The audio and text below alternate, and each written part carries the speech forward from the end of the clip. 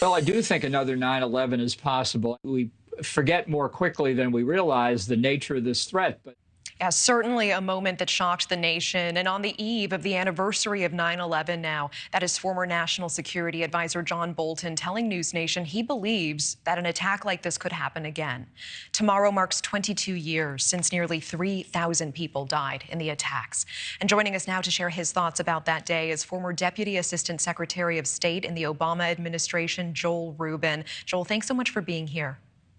Yeah, it's great to be with you, Natasha. Thank you. And Joel, first of all, we just heard John Bolton saying another 9/11 is possible. And last night on the show, he described the ongoing tensions with Russia and North Korea, the vacuum that's been left in Afghanistan after that chaotic withdrawal. Do you think that another attack like this could really happen? And what area is of most concern to you today? Well, Natasha, I was in Washington on 9/11. I was right outside the Pentagon when the plane crashed into it. It was a very visceral moment. I joined the State Department to help fight in the war on terror and to make sure that we defeated al-Qaeda.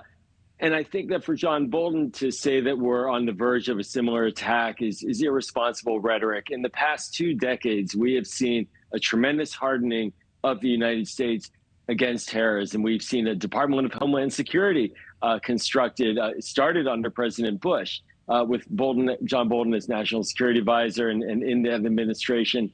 We've seen state and local governments take strong efforts to ensure that there's intelligence sharing and communication.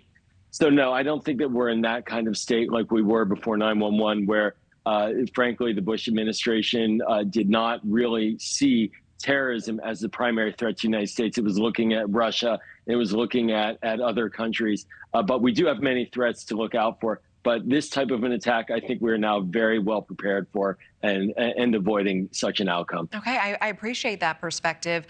If something like this were to happen again, which of our adversaries are you most concerned about? And what would the target be?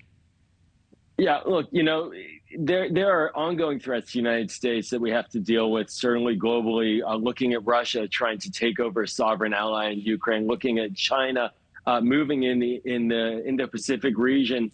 We are a Pacific power and threatening our allies there. So we have to continually be engaged and focusing on that.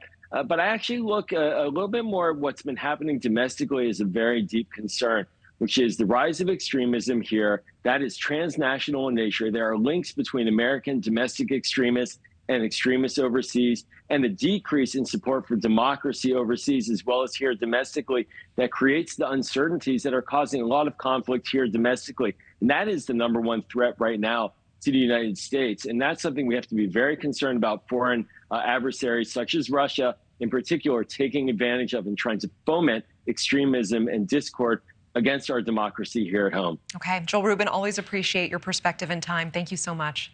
Thanks, Natasha. Thank you for watching. Go to newsnationnow.com to find NewsNation on your television provider. And don't forget to click the red subscribe button below to get more of NewsNation's fact-driven, unbiased coverage.